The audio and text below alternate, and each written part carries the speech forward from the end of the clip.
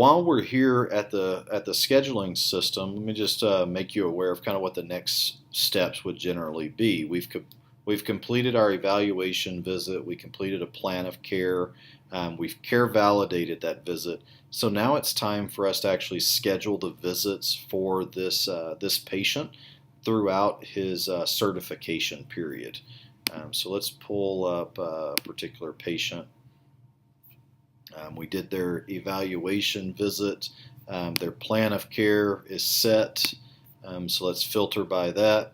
And let's go ahead and say we need to schedule visits twice a week for this particular cert period.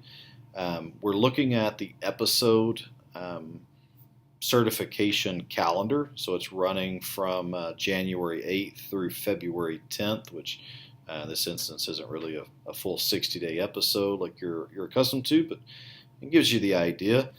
Split out by your care week. So we just click on the date to schedule our first visit. Let's say we want to schedule an LVN visit. We can just do that. Real simple. And then we have an option here where we can just copy that visit. Let's say we want to do that on every Monday for this certification period. And then maybe I also just want to copy and paste. Now that I have a Wednesday visit, I'm going to do the same thing. Copy to every Wednesday. So now I have a full calendar scheduled for this entire certification period. This last visit I probably want to be a recertification visit. So the easy thing here is just to click on it, change my service. In this case, I'm going to change it to another RN evaluation. Hit save, and now I have my full calendar for the certification period completely scheduled out. You'll notice that the system tells me how many visits, hours, and points I have scheduled for each of those care weeks. If the visit is out of frequency or out of the authorization threshold, the system will alert me to those, give me an icon and a warning for that. And then you also have some other options like being able to print out your calendar or to be able to do a mass update. Let me give you some common examples. Let's say that Stacy goes on vacation and we need to reassign all of her visits. So I would say show me all of Stacy's visits for the time that she's on vacation.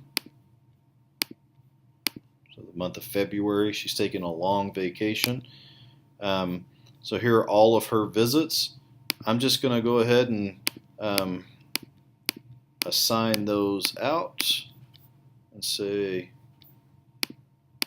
I want to reassign them to Adam. And then just hit submit, and all of those charges will automatically get updated to move to the next employee. You also have drag and drop capabilities as well. Just know that. So just very quickly, to move a visit, you can just simply drag and drop them across the schedule. And of course, you have multiple different view options. So if you wanted to look by week, by an advanced week option, by day, or a list view, or if you wanted to see all visits assigned to a particular employee, you could do that. So you could see Shelly's visits for the week, Adam's visits for the week. The collapse view also works really nicely. So if I needed to schedule a new visit, it's very easy for me to see that Shelly has one visit.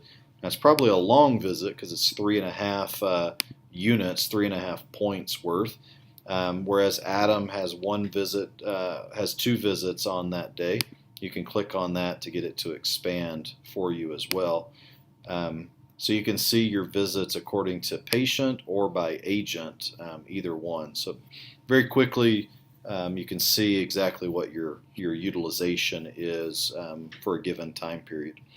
And before we leave the calendar, I would point out you can also go in and filter by your unassigned visits.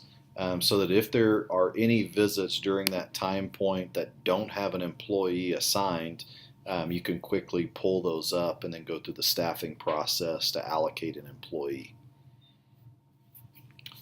All right, so we've scheduled our visits for this certification period.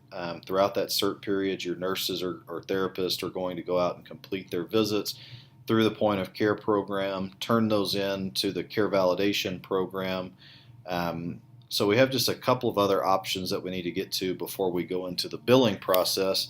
The first one there is creating authorizations. So if you have commercial insurance patients that require an authorization, you'll go to this authorization section and create a new auth. Very simple to do. You just choose your patient, choose their payer,